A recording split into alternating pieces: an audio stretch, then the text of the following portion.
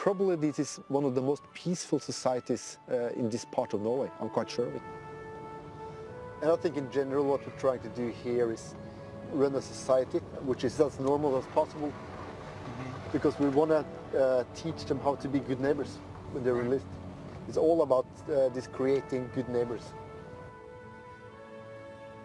There are killers, rapists, robbers, drug addicts. Welcome to the Norwegian prison system, based on the principle of rehabilitation, not revenge. I want to meet prisoners. Yeah, you want to meet prisoners? Yeah. You're meeting one now. You're a prisoner dressed like this? Yes. So this is the house, and in here is the living room. It's a nice, okay view. And this is my room. It's pretty okay. Yeah, so this is your cell. Yes. Did they lock you in at night? No, I'm the only one that has the key for it, so.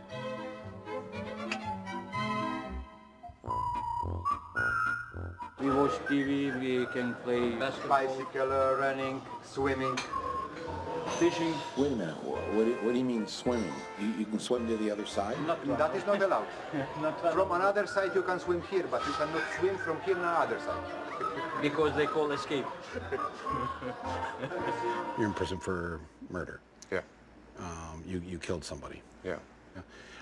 I can't help but notice that right behind you are a whole bunch of very sharp knives. Yeah. Yes. Nobody here is worried about that, or? No. No. Should I be worried about that? No. You're not worried about it? I'm not worried about it. That is just for make food. That is not weapon. And only for that. That is the last one. I love this. Yeah. If I could get one of these to take home, I would have ketchup on everything. That is like the coolest. Look at it, it's still going. Yeah. In the weekend, it's 4 guards at work in another building. That's it? Yeah, that's it. And how many of you are there here? 115. 115? Yeah. And 4 guards? Yeah. Wow. Warden, where's the punishment? Where is the punishment? The main idea is we're just supposed to take away their freedom. That's the only punishment we're actually giving them. They miss their family, they miss their friends. Right, right. But I think, and I hope, when you speak to them, they will also feel that we're trying to help them back to the same society. You know, this is going to be very hard for Americans to see this. This looks very strange to understand why you're doing it, why you do your prison system this way. I don't understand why you think this is a strange idea. This is an American idea. Your founding fathers put in your constitution, it says no cruel or unusual punishment. You wrote that. We have to show more love and affection for each other, to take care of each other in another way. This is the way. Yeah. And this is the essence of life, you know. If we showed a little more love and affection and kindness toward each other. Yeah. Yeah. This is the way, and this is so important. So important. Yeah. The U.S. has one of the highest recidivism rates in the world. Nearly 80% of prisoners are rearrested within 5 years. Norway has one of the lowest, at 20%. And that was something I was claiming for the USA. Of course, I was visiting a model prison, a place for inmates who were being rewarded for their good behavior. I said it wasn't fair to show the American public their nicest place. I wanted to see a maximum security facility. And that's where I went. When the prison first opened in 2010, the guards wanted to send a strong message to the new inmates. So they made this orientation video.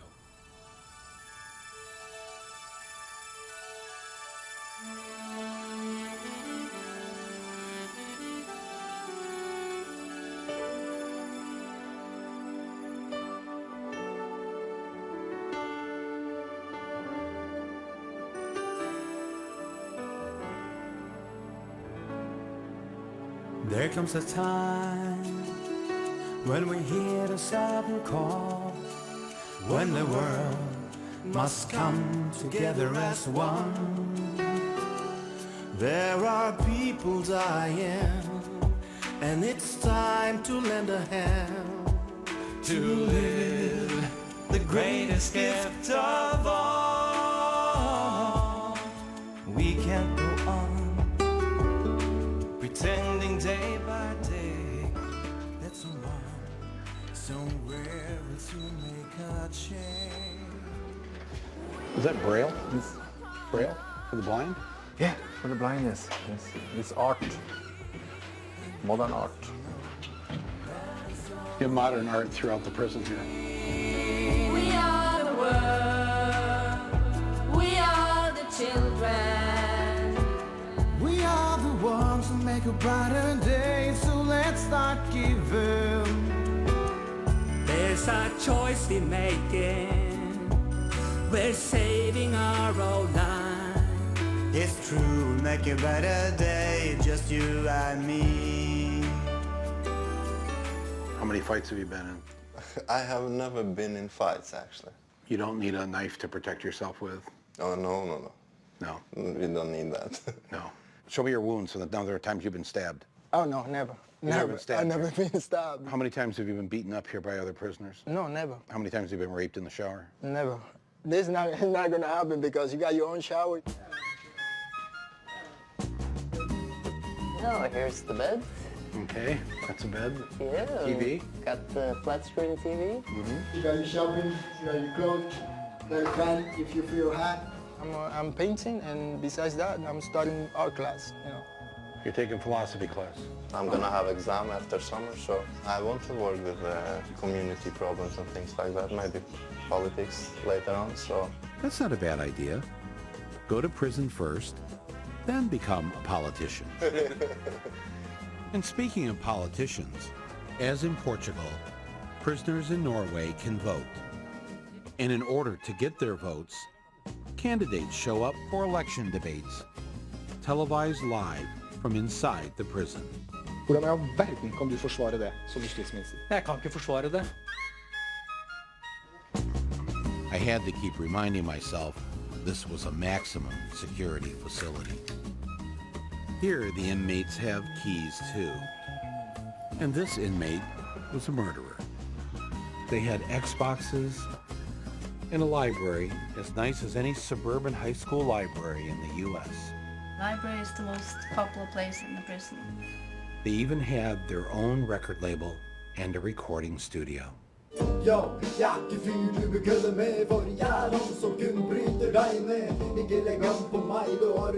Music can actually open a lot of the creativity inside of them. And if it's one thing said about the guys here, they are very creative in all sorts of ways.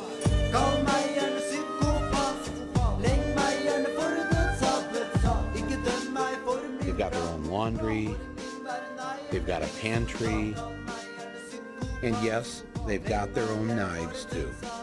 Where are your guns? We don't need it. You don't need any guns? No, we talk to the guys, that's our weapon. That your weapon is your mouth? Yeah. When it comes to do the job, they really do it good, you know, because they ask you how officer, you're they doing? serve you, you know, they there for you. The guards. It's not like in America, they there for beat the shit out of you. Crowd, motherfucker, crowd! Get it, work this way. Get it. Get it.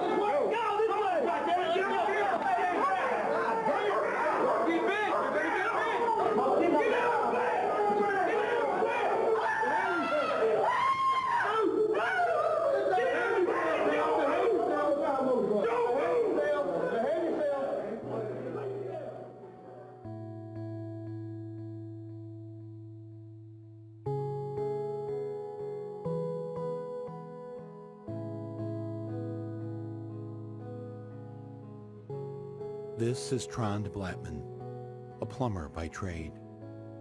On July 22, 2011, he lost his 17-year-old son when he was murdered with 54 other teenagers on a summer camp island in a lake in Norway. One killer who espoused neo-Nazi and racist beliefs. not only killed all of these children, but blew up a federal building in downtown Oslo. My son called me from the island and said, Daddy, there's somebody shooting at us on the island. What are we going to do? I'd never been on the island, so I didn't know what to answer. And I said, are you together with other people, other youngsters? Yes. Well, then hide and stick together, take care of each other, and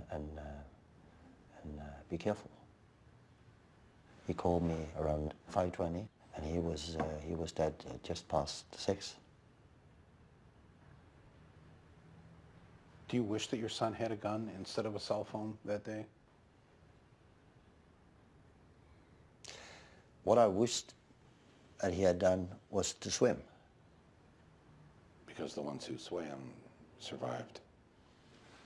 We don't have death sentences here in Norway, so we kind of said that the mass murderer, he's going to have the same kind of treatment as everybody else. The justice system is going to judge him, and he's going to have his sentence.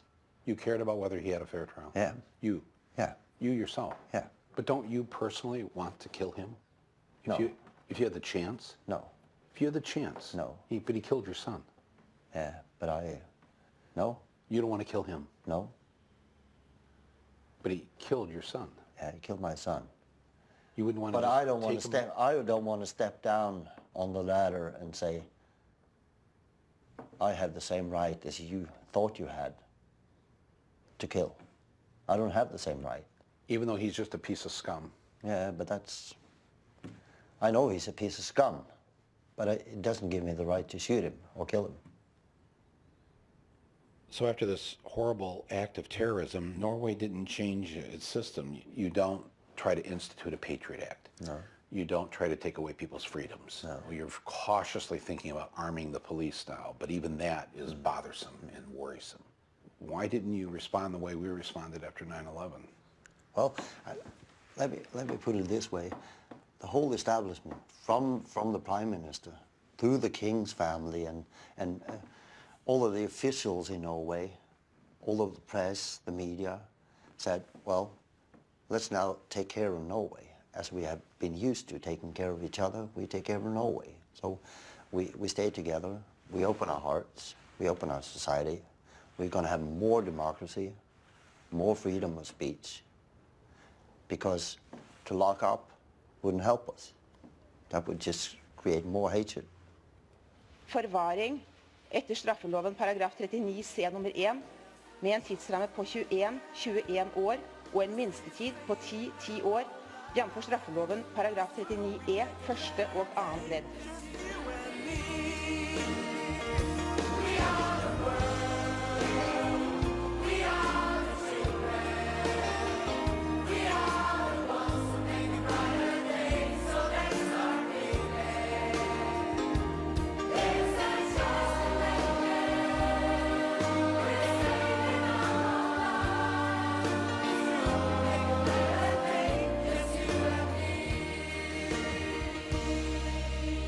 It's true, we make a better